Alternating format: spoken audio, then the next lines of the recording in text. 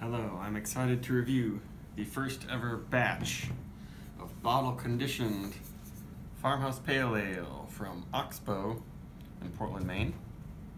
So this brewery has been making this beer for, I think, basically the entire time they've existed. It's their flagship. It is just a saison with lots of American hops. It's 6% alcohol.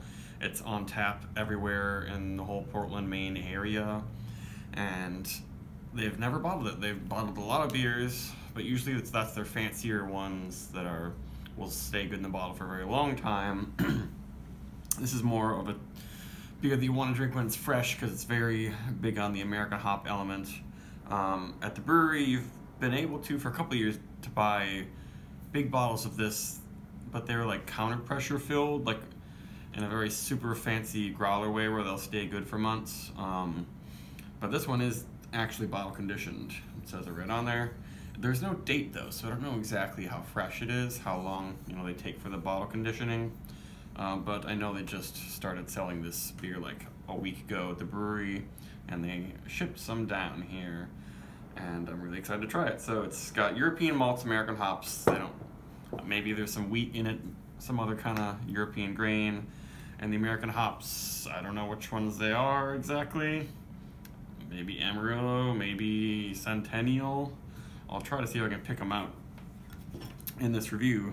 But I've always liked this saison because it's drier and spicier, not as big on the yeast esters as a lot of other breweries' saisons, and I really like the way that they use the American hops in it.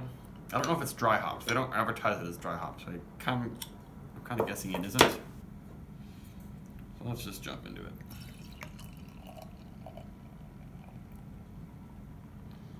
I think Oxbow's main thing is saison brewing, so they know what they're doing. They make a million other ones, but this is their bread and butter, and I can smell the nice spicy phenols and slight sort of apricot notes already. The bottle conditioning looks pretty good. It's not crazy carbonated, but the head is really nice. A very, very light haze in there. Otherwise, I mean, it almost looks like a Keller beer, unfiltered Pilsner. Yeah. That's really nice. It's reminiscent of Mystic's saisons. But the American hopping is definitely adding an extra spiciness, an extra musky note.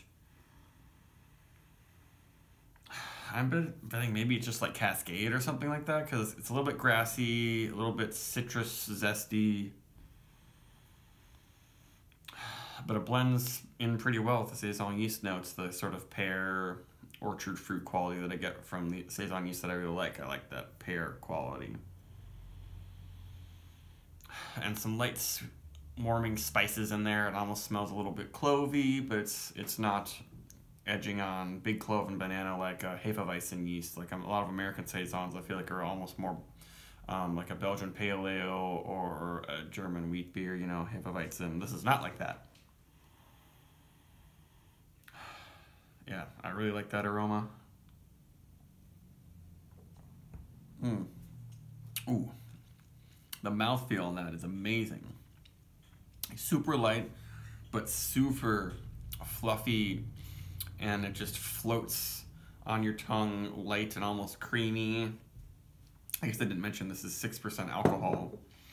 And I don't know, that bottle conditioning, however they brewed it, just makes it really nice, because I've never had a bottle conditioned, naturally carbonated version of this before. It's mostly been on tap. And I feel like when it's on tap and it has that forced carbonation, it kind of gives it a little bit more of a spritzy bite that brings out the bitterness of the hops. But this is really soft. Yeah. Fantastic mouthfeel on this one. I'm actually noticing a touch of toasty grains in there, combined with the sweeter notes. It's kind of like Honey Nut Cheerios, I would say. Yeah, it gets more sweet from the aroma and all the yeast and the hop hops in there. It seems like it's going to be drier than it is, and it's not coarse at all on the palate.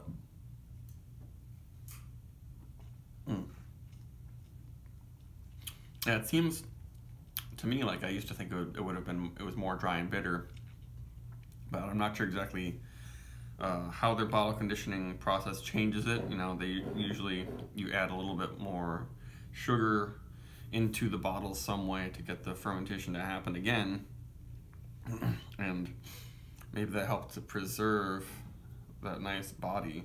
I'm sure if you age this for a while, it'll get drier and all that stuff, but I don't think they would recommend aging this beer. They don't say that at all. On all the other bottle conditioned beers, they tell you, yeah, the bottling date and the production time and how long it should last. With this one, I think they want you to drink it fresh, and it's really great fresh. Yes, lots of citrus zesty notes mixing with the rustic musky pear and peppery qualities from the yeast. But then it drinks really easy. Now I'm getting more of a spiciness in the finish that's drying things out. Even though when I first put it on my tongue, it seemed rather sweet. And somehow, yeah, they throw in some actual malt flavor. Yeah, this seems very, very highly influenced by some of the drier, hoppier Belgian saisons, maybe like Fantôme, and definitely it reminds me a lot of, excuse me, of the saison I just reviewed last week that came in cans. Was it De Glazen and Torin? Their Saison d'Artmer, which is now in cans around here. First time I ever got that fresh. It was surprisingly hoppy. That one has a little bit of tartness to it. There's no real tartness or real funkiness to this. It's what I would call clean.